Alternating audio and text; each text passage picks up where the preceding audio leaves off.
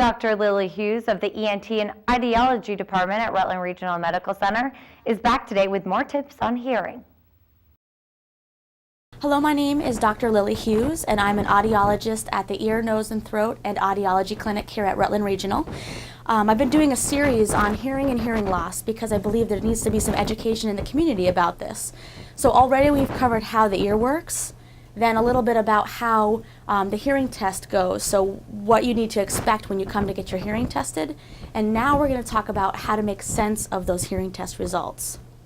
So as an audiologist, I am here to diagnose a hearing condition so that maybe a physician might be able to determine a form of treatment, or someone might need to consider hearing aids.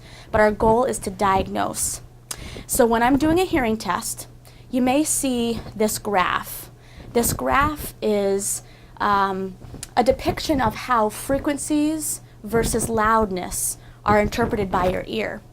So frequencies across the top, focusing on pitches that have to do with our the different letters in our English language, and then decibels or loudness going down the other side. At every one of those pitches, I'm looking to find where each of your ears hears them the best, or the softest level, or called threshold. So, looking at this graph, or at an audiogram or a hearing test, I want to look at 4 different things: the type of the hearing loss, if there's one, the degree of the hearing loss, the configuration of the hearing loss, and then someone's speech discrimination. So first, type. There are 3 types. The outer and middle ear tend to lead to a conductive type of hearing loss. That hearing loss can be caused by wax, it can be caused by a hole in the eardrum, or possibly an ear infection. The inner ear, if you remember, that's also in the skull. That type of hearing loss is sensory neural. So you can have a conductive hearing loss, you can have a sensory neural hearing loss that's strictly in that inner ear sensory organ, or you can have a combination of the two, which is called mixed.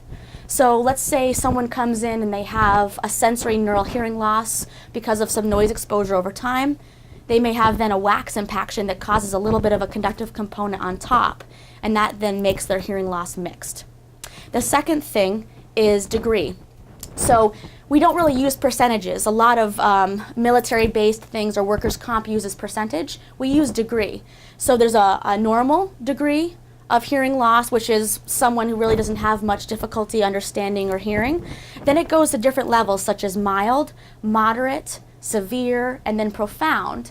And as you can see, that same graph is used to kind of tell us where those degrees are that I talked about just a minute ago. And then finally, to do with the graph, we have configuration. So there's a shape to hearing loss. The most common shape is our sloping hearing loss. That means that someone might hear really well in the bass tones or the lower frequencies, and then it kind of slopes down and gets progressively worse as they get higher in pitch. So when I'm testing their hearing, I'm finding out that their high pitches are a little bit harder to hear than the lower pitches.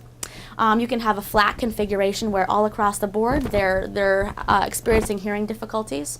You can also have a rising one, which is a little bit more rare to see, but that's where the volume or the bass tones are a little bit harder to hear than the high pitches. And then one last key component is speech discrimination. When I talk about hearing loss in a moment, or in my next segment rather, you'll kind of understand a little bit better why speech discrimination is so important. We don't just hear tones every day, and plotting on a graph doesn't really tell me how you're hearing.